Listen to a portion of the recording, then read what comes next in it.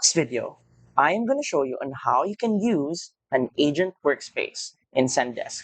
So, without further ado, let's begin. First, open your web browser and go to zendesk.com and log in to your Zendesk account.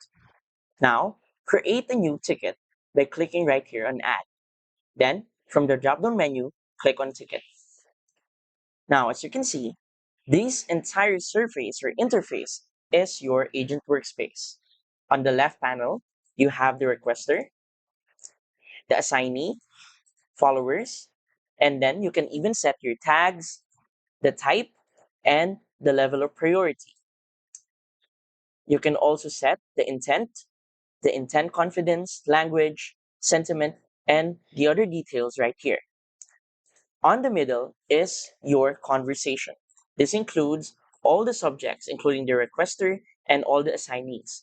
Basically, it's one whole thread where you can talk about or discuss what is involved around this ticket. And of course, on the right panel is your customer context. Let's say, for example, let's add a user right here. Then let's add an email. Let's add another one.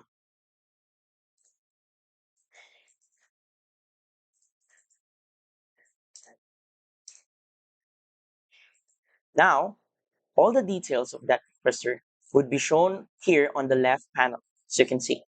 And then, of course, have your analytics and other related tickets right here, including the apps that you can use by exploring Zendesk Marketplace. And that's it. So, if you find this video helpful and want to support our channel, feel free to use our affiliate link given on the video description.